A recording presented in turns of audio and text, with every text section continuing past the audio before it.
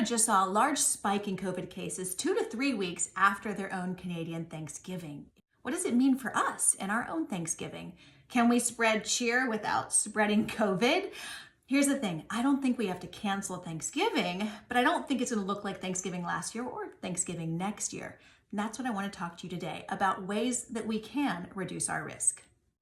First, there's a quick point of view and some reframing, because I can't give anybody a rubber stamp guarantee that they're going to have a COVID-free holiday, but we can take a multiple layered approach to say, here's how you can reduce your risk. Here's a metaphor. Say you're driving. You do things to both decrease your risk of getting in a car accident, like following street signs and obeying the speed limit and not driving while intoxicated or driving and texting. And then you also take steps to say that if those things failed and you were to get in a car accident, to reduce your risk of serious injury, like wearing a seatbelt and airbags, things like that. We need to take that kind of two-step approach to COVID as well, because first I want you to look at what are the ways that you can reduce COVID from walking in your front door, from coming in to your celebration.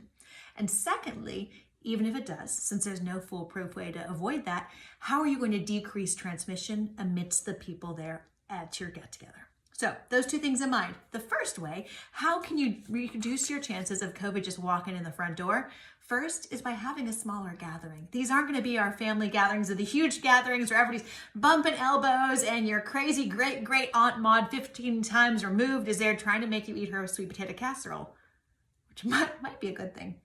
A little silver lining there if there's some relatives that aren't on your favorite relatives list. But mainly this is a smaller list to get together, because think about it. Whoever comes to your get together and is not distanced from you and maybe not wearing a mask around you, their pod, as we learned in Spanish in 8th grade class, their pod es su pod. So if you're not ready for that, they probably shouldn't be coming to your party. So it's a smaller group. How many is too big? The CDC doesn't say. They say small, maybe immediate family. California says no more than 3 families. Other states don't specify. I'm just saying immediate family, maybe 1 layer out, but you want to keep that group small. Similarly there, you don't want anybody who has symptoms to come. If they have symptoms, it seems so obvious. But when we look at outbreaks, you look back and then realize that Cousin Joe actually had a runny nose and a cough and found out 2 days later he had COVID. And then it exposed everyone. So somebody has symptoms of COVID, upper respiratory, runny nose, cough, sneezing, fever, not feeling well, loss of taste, loss of smell. They're not coming this year. They're going to Zoom Thanksgiving, okay? Let us be very, very clear. Another tip, try to have people who are local. Why? Local's helpful because, of course, they're not having to travel as much. That makes it easier. And also, people who are local aren't going to have to share a house with you. When we look at reports from the CDC and others, it's this sharing of homes, of having all these relatives all staying together in the same house and sharing kitchens and bathrooms and all. When they do that, then you do see, at least if there's one person who's infected, up to 50% or more of the other family members can be infected. So you want people who are able to go to their own beds that night. Another rule is you want people to be wearing masks when they're not eating. It sounds awkward, it might feel awkward, but if you're not eating, and this is not your immediate family, not people who are normally in your pod, you want them to wear masks. Many of you might be able to hear. You hope you enjoy the serenade. My daughter is practicing piano right now. So hey, we got some piano going on. A little. Feel free to dance if you like it. I don't know how well you can hear it or not. I can hear it. And the other thing there is to have this celebration outdoors as much as you can. Outdoors is going to allow for distancing and it's going to allow for better ventilation. If you say, honey, I live in Boston, shout out to Boston where I used to live. It is freezing, and yet we won't be able to do that. Then if you have to, you can have it indoors. CDC says leave as many windows as you can open. Turn up the heat, open up the windows. It won't be so green, but think about how energy efficient all of our houses are. The more energy efficient your house is, the less well it's going to ventilate and let out that COVID. Other tips you can do, turn on the exhaust fan in your stove. Turn on the exhaust fan in your bathroom, not just regular fans. That's just going to circulate it around. That's a bad idea. But actually exhaust fans, or get those HEPA clean air filters, air cleaners. Those are going to help. Those are all some tips. So if you are having a celebration at your house, you can do it more safely. If people have to travel, then car is better. If they need to travel in public, transportation, then I'm saying have them wear a mask and a face shield and wear it the entire trip. Don't take it off to eat or drink if you can avoid it. You want to leave it on and have that on at all times.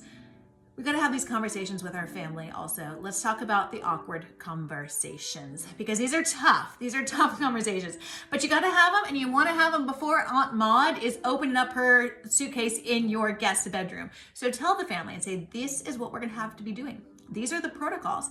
And if you need to blame someone, blame me. Blame Canada. I mean, who can blame Canada? They're all so nice. Blame Canada. Say we saw Canada had a big outbreak after Thanksgiving. I need to be able to go back to work. I can't have an exposure. My child, if your child is in school, cannot go to virtual school for the love of all that is holy. So we got to do it this way so that my child can stay in in-person school. Whatever it is, it's okay to own whatever is your reason for what rules you want to follow and the protocols you want to follow. Don't be ashamed of that. You might not be able to, you won't be able to change your family's mind. I know this firsthand, but it's okay.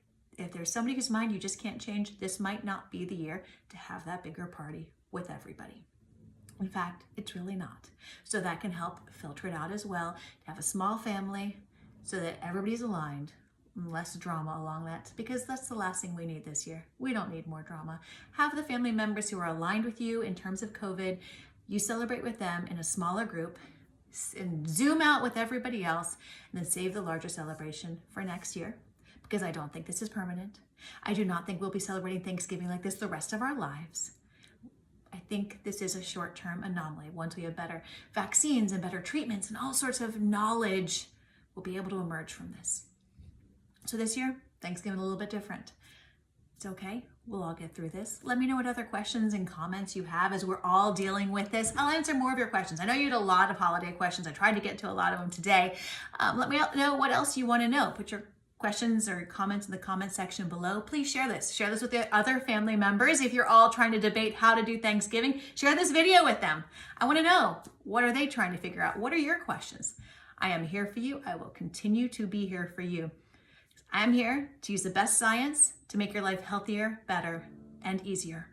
Let me know how best I can help you do that. I'm Dr. Daria. Stay well, take care of yourself, and take care of each other. And I'll talk to you next time.